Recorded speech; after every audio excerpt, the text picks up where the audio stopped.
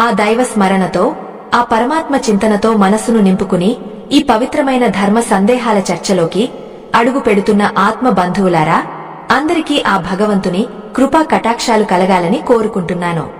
మనం నిత్యం ఎన్నో పనులు చేస్తూ ఉంటాం. కాని ఏ పని చేసినా ఆ దైవానికి అనుకూలంగా ఉండాలని, ఆ దైవ కృప మనపై ఉండాలని ఆశిస్తాం. విశేషించి దేవాలయానికి వెళ్లే సమయంలో మన మనసు, శరీరం ఎంత పవిత్రంగా ఉండాలో తెలుసుకోవడం ప్రతి భక్తుడి బాధ్యత. అందుకే ఈ రోజు మనం చెప్పుకోబోయే ఈ ధర్మ సూక్ష్మం మీ జీవితంలో ఎన్నో మార్పులకు నాంది పలుకుతుంది. మాంసాహారం తిని గుడికి వెళ్లవచ్చా లేదా అనే సందేహం చాలా మంది మనసుల్లో మెదులుతూనే ఉంటుంది. ఈ ఒక్క విషయంలో చేసే పొరపాటు వల్ల మీరు చేసే పూజలు, ప్రార్థనలు ఆ దైవానికి చేరుతున్నాయా లేదా అన్నది చాలా ముఖ్యం. సగం విన్న జ్ఞానం ఎప్పుడూ ప్రమాదకరం. అది మనల్ని తప్పు దోవ పట్టిస్తుంది.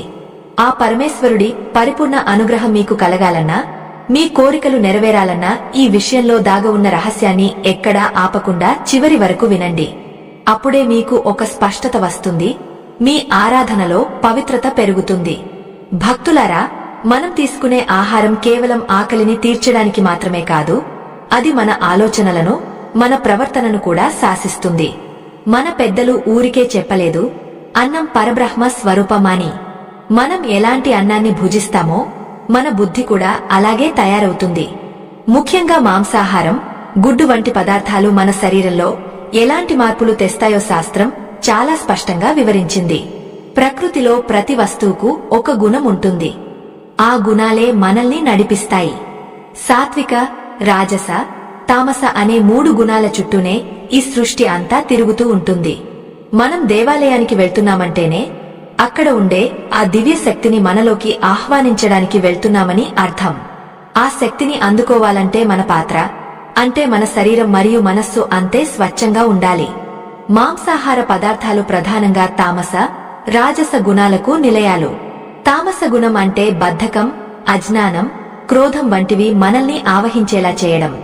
రాజస గుణం అంటే అతిగా స్పందించడం, కామ క్రోధాదులకు లోను కావడం. ఈ 2 గుణాలు మనలో పెరిగినప్పుడు మనలో ఉండే సాత్విక గుణం అంటే శాంతి, దయ, భక్తి అనేవి అణచివేయబడతాయి. ఒకసారి ఆలోచించండి భక్తులారా, మనసు నిండా కోపం లేదా అలజడి పెట్టుకుని ఆ దైవ సన్నిధిలో ప్రశాంతంగా కూర్చోగలమా? అందుకే ఆలయ ప్రవేశానికి ముందు ఆహార నియమాలు అంత కఠినంగా ఉంటాయి. మాంసాహారం అనేది ఒక జీవి ప్రాణాన్ని తీయడం ద్వారా లభించేది. ఆ సమయంలో ఆ జీవి అనుభవించే భయం, బాధ ఆ మాంసంలో సూక్ష్మ రూపంలో ఉండిపోతాయని మన ధర్మ